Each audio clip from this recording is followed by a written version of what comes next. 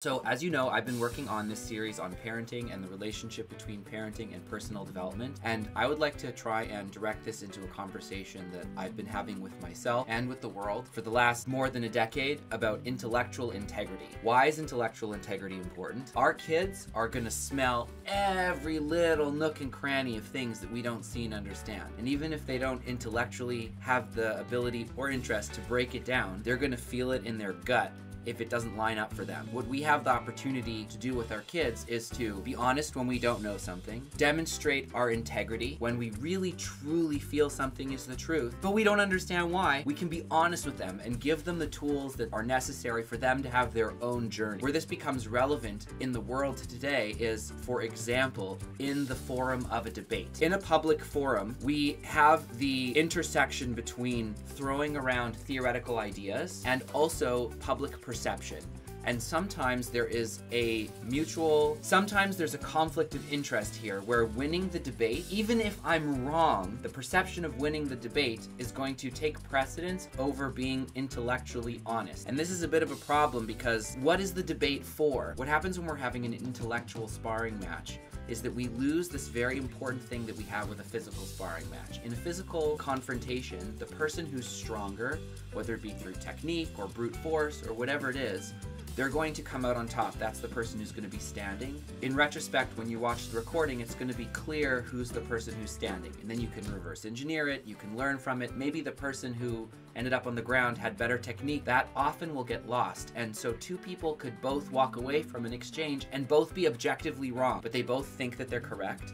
And that somebody who's not discerning won't have the ability to know that. All they really see is the confidence.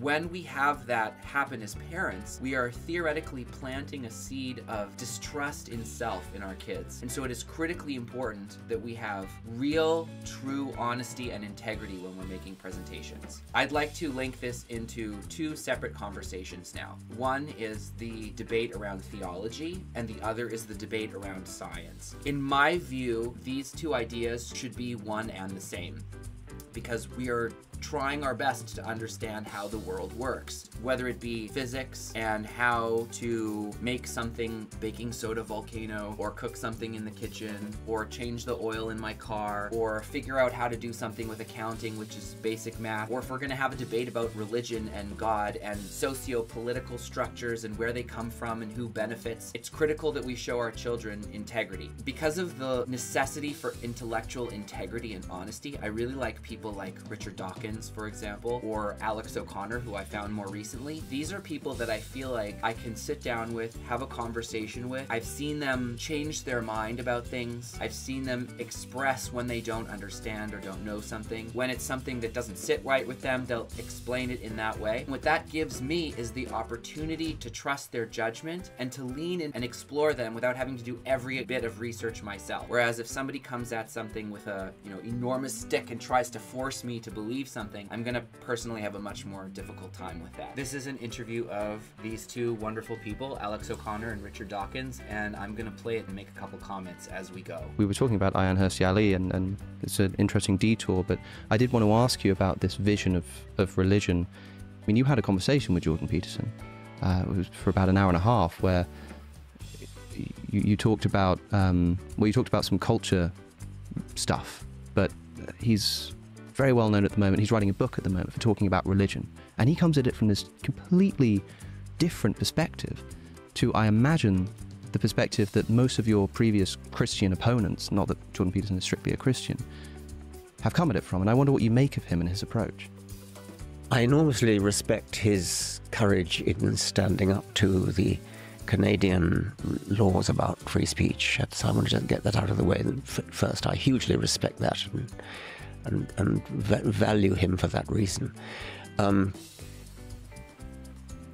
he talks about religion, I think it's bullshit. I think that he doesn't make any sense at all. I think he's impressing people by using language they don't understand, rather like Deepak Chopra, where people think, oh, it must be terribly profound because I can't understand it. So my opinion on Jordan Peterson's religious commentary is also similar to that. I think that he's trying to use that as a doorway into having a conversation. I have a lot of thoughts about Christianity that are not for here, but what I would like to highlight is how Richard Dawkins very clearly is emphasizing respect for him. And that creates an opportunity for continuous dialogue, not just necessarily them speaking to each other, but it creates an opportunity for, say, me as an outsider to read Jordan Peterson's work, to read Richard Dawkins' work, to consider both of them legitimate resources and opportunities to explore something so that I can come to my own conclusions, as opposed to going for a character attack in a certain kind of undermining way, so that it takes it outside of the ideas and makes it about the person presenting the ideas, and then effectively strips me of the opportunity to explore the thought process myself. Do you think that you can have a productive conversation with him about religion if this is the approach he's taking? Do you think there's any room for progress here, talking to someone like Peterson? Well, I hesitate to say no about that to anybody, but I haven't. So far, I'm not given any confidence, and I want to once again say how much I respect his courage in standing up to the woke nonsense. Peterson's approach here seems to have unlocked a new interest in particularly the Bible, and as he calls it, the biblical corpus. My friend Chris Williamson asked him recently on a podcast, because he kept talking about the biblical corpus. He said, when you say the biblical corpus, do you mean the Bible? He says, yes. And I'm thinking, well, why not just call it the Bible then? But he has inspired this renewed interest in the biblical corpus because of that.